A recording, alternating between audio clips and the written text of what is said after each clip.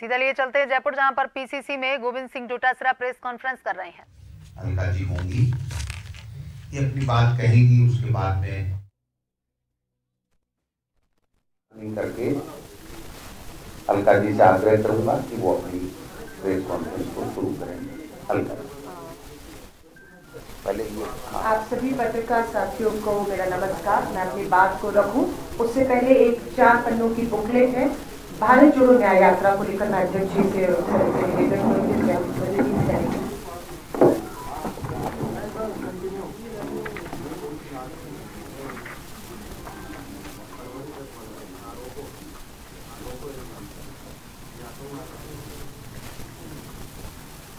Thank you, धन्यवाद।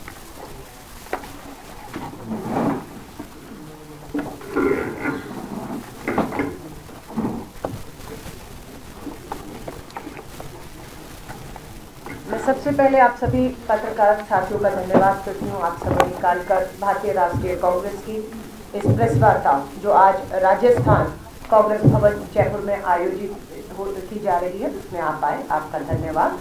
मेरे साथ प्रदेश कांग्रेस के अध्यक्ष, महिला कांग्रेस अध्यक्ष और हमारे सम्मानित परिवार के कांग्रेस के सदस्य सभी मंच पर हैं, तो सबकी तरफ से आपका स्वागत करती हूँ। आज की प्रेस वार्ता का मकसद है देश में 14 माइक लेने वो वाला, मुझे लगता है इसमें कोई प्रॉब्लम अभी ठीक है, धन्यवाद। आज देश के लगभग राजधानी में, ठीक जैसे मैं राजस्थान की राजधानी जयपुर में हूँ, प्रेस वार्ता हो रही है। और ये जो आज हमने भारत जोड़ो न्याय यात्रा 4 पन्ने की बुक रिलीज की है उसी से संबंधित प्रेस वार्ता है। पहली यात्रा 7 सितंबर को शुरू हुई थी 2022 को, कन्याकुमारी से कश्मीर तक 4000 किलोमीटर का सफल एक यात्रा रही। कन्याकुमारी से कश्मीर में लोग जुड़े उसमें, उसी की मांग को देखते हुए कि पूर्व से पश्चिम की भी यात्रा की जाए, कोई भी राज्य छूटना नहीं चाहिए। अब दूसरी यात्रा 14 जनवरी को मणिपुर से पूर्व से पश्चिम गुजरात होते हुए महाराष्ट्र मुंबई तक पहुंचेगी। 14 जनवरी 2024 को यात्रा शुरू होगी और 20 मार्च 2024 को मुंबई में समापन होगा। ये यात्रा लगभग हमारी जो है 6713 किलोमीटर चलेगी। इस यात्रा में 110 जिलों से ये गुजरेगी। ये यात्रा 15 राज्यों से गुजरेगी। पहली यात्रा भारत जोड़ने का प्रयास था, भारत जोड़ने की यात्रा थी और इसमें हम कामयाब हुए। हम देश को जोड़ने में, देश के मुद्दों को से जोड़ने में कामयाब हुए। इस यात्रा में न्याय शब्द जोड़ा गया है। भारत जोड़ो अब ये न्याय यात्रा है। न्याय यात्रा आर्थिक न्याय की लड़ाई, न्याय यात्रा सामाजिक न्याय की लड़ाई है, न्याय यात्रा राजनीतिक न्याय की लड़ाई है। इस लड़ाई में कहां अन्याय हो रहा है देश में पिछले सालों में, ये एक प्रेस रिलीज है, इसके बिंदु हैं, आपसे शेयर किए जाएंगे। पिछले 10 साल अन्याय का काल, पिछले 10 साल अन्याय का काल रहा। कैसे रहा? अगर आप देखेंगे, युवा बेरोजगारों का सबसे बड़ा मुद्दा आज पूरे देश में छाया हुआ है। जहां पर 2012 में 1 करोड़ बेरोजगार युवा थे, आज लगभग 4 करोड़ पढ़े लिखे बेरोजगार युवा हैं जो रोजगार की तलाश में है। 2 करोड़ नौकरियां हर साल का वायदा था, 10 साल में 20 करोड़ नौकरियां, लेकिन हकीकत है नौकरियां मिली नहीं, उल्टा 4 करोड़ युवा बेरोजगार हुए हैं। महंगाई का मुद्दा है, petrol, diesel, LPG gas cylinder सब महंगे हैं। आवश्यक वस्तुओं पर जीएसटी लगाया गया है जिसका हम विरोध करते हैं। घरेलू बचत 50 साल के निचले स्तर पर आ गई है, लोग बचत नहीं कर पा रहे, कर्ज ले रहे हैं। सो महंगाई की मार। अशोक गहलोत जी की सरकार थी, कांग्रेस की सरकार थी, 500 का सिलेंडर मिल रहा था, 450 का वायदा था। अभी हमने एक उपचुनाव जीता है श्री करणपुर में, अध्यक्ष जी आपकी अध्यक्षता में ये हमने चुनाव, उपचुनाव, और छोटे छोटे मार्जिन से नहीं, 11,000 वोटों से उपचुनाव। और ये आपको मालूम है जिसकी उपचुनाव चुनाव नहीं है मैडम, चुनाव माफी चाहूंगी, चुनाव है, क्योंकि चुनाव होना था मेन, उसके बाद किसी कारणों से ये रद्द हुआ, दोबारा हुआ, उपचुनाव नहीं था। पर बात यह है कि चुनाव सरकार बनने के बाद हो रहा था और जो उम्मीदवार थे उन्हें मंत्री बना दिया गया था। चुनाव आयोग से गुहार लगाते रहे, चुनाव आयोग के कान में जू तक नहीं लगी। परिणाम दिया लोगों ने, और होता ही है कि जिसकी सरकार बनती है, कोई भी सरकार के बनने के बाद चुनाव सत्ताधारी ही जीतता है। लेकिन ये हमारी जीत है, ये राजस्थान की जीत है, ये करणपुर के लोगों की जीत है। मैं धन्यवाद और बधाई देती हूँ। तो ये महंगाई का, खेती और किसानों का मुद्दा, आय 2022 तक दुगनी होनी थी। आज 10 सालों में क्या आय दुगनी हो गई है? एमएसपी में कानून की मांग थी, क्या कानून बन गया? कमेटी का क्या जिक्र कहीं नहीं है। और यहां तक ये नेशनल क्राइम रिकॉर्ड ब्यूरो के आंकड़े बताते हैं कि भारत में हर 1 घंटे में 1 किसान अन्नदाता आत्महत्या करने पर मजबूर हो रहा है। कमजोर वर्ग, SC ST के खिलाफ जो भेदभाव बढ़े हैं, हमारी मांग है कि जातीय जनगणना कराई जाए, लेकिन मांग को नहीं माना गया। इंडिया अलायंस और कांग्रेस अपना मैनिफेस्टो घोषणा पत्र तैयारी की ओर बढ़ रहा है।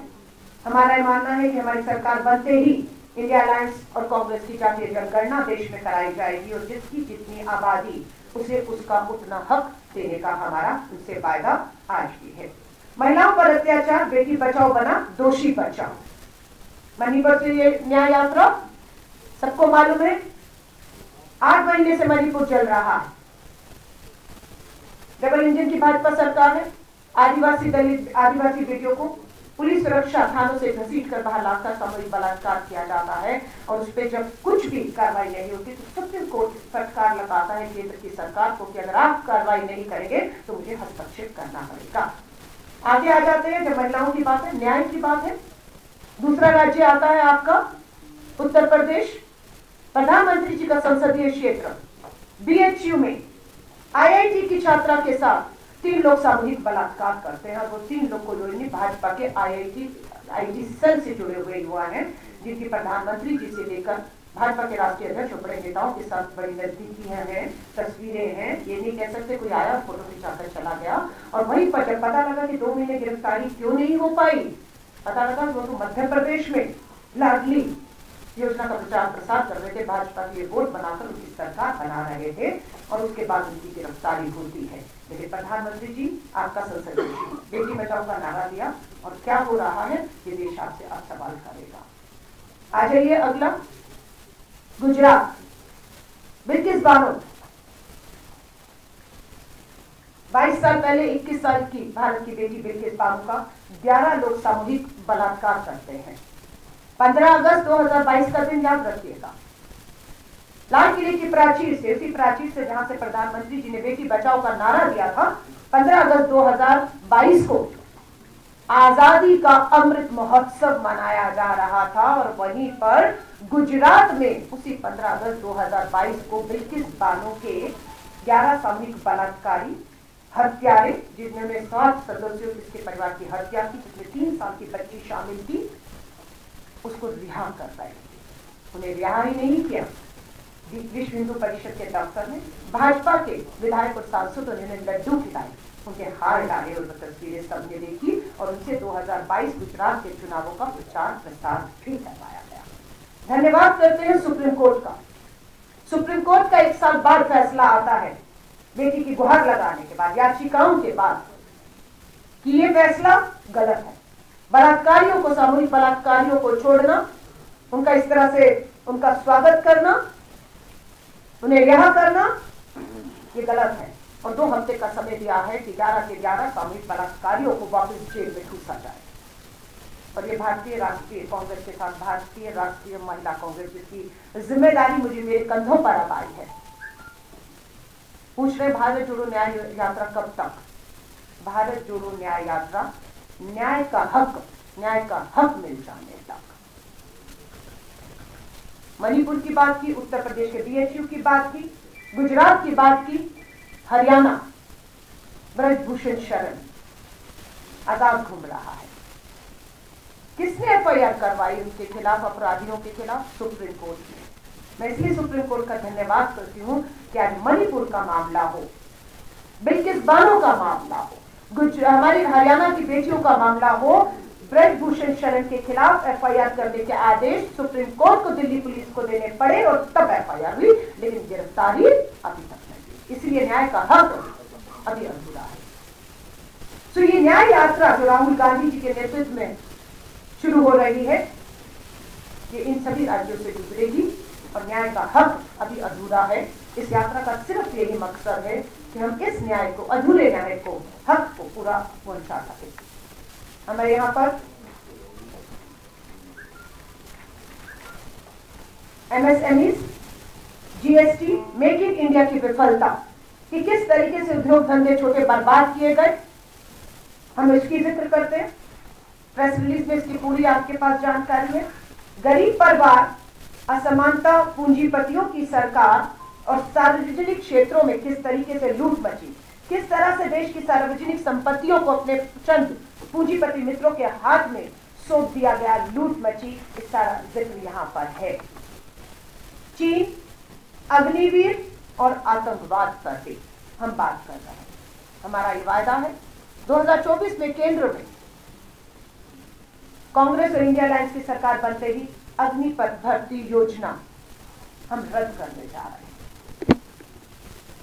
पक्की सेना की भर्ती होगी। शहीद को जो शहीदी का दर्जा है, कफन में जो तिरंगे का सम्मान है जिसके लिए वो शहीद होता है,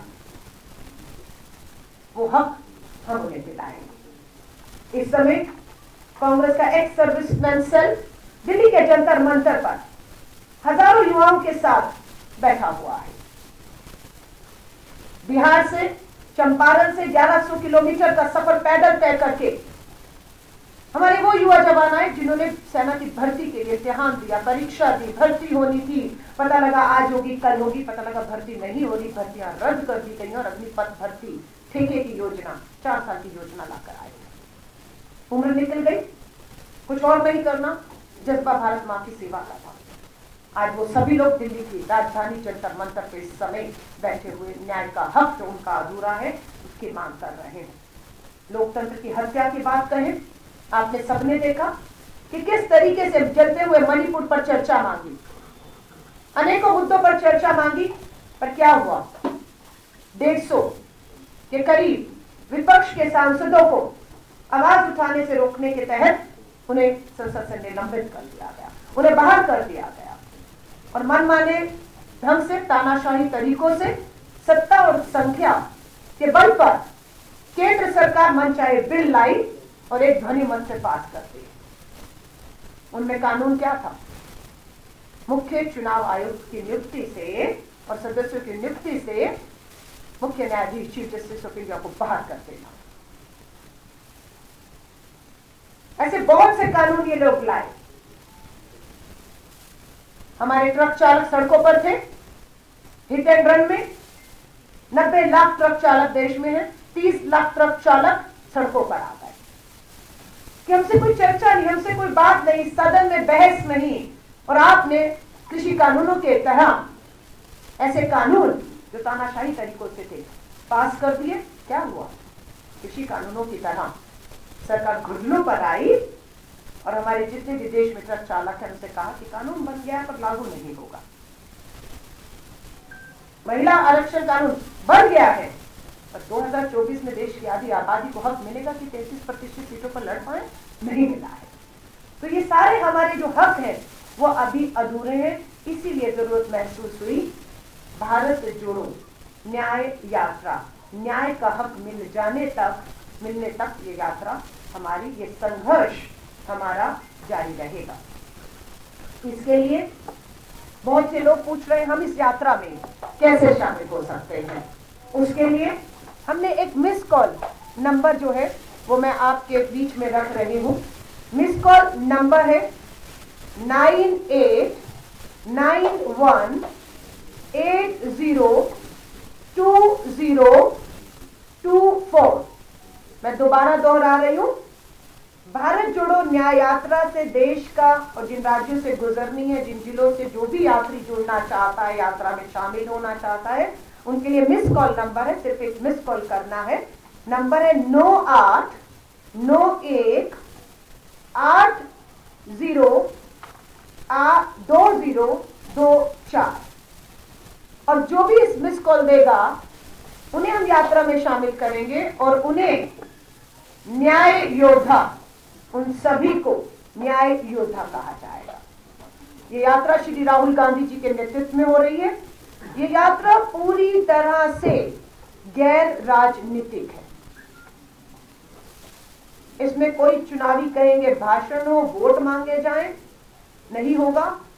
सिर्फ जिनके साथ अन्याय हुआ है, कुछ उदाहरण मैंने भी दिए, उनको न्याय दिलाने का वायदे के साथ हर आदमी, हर देश का नागरिक, जवान है, किसान है, आदिवासी है, दलित है, बेरोजगार है, पीड़ित महिलाएं हैं, देश का हर नागरिक इस यात्रा में हिस्सा बन सकता है, अपनी बात को रख सकता है और एक बड़ा मंच उन्हें न्याय योद्धा के तौर पर भारत जोड़ो न्याय यात्रा के तहत हम दे रहे हैं।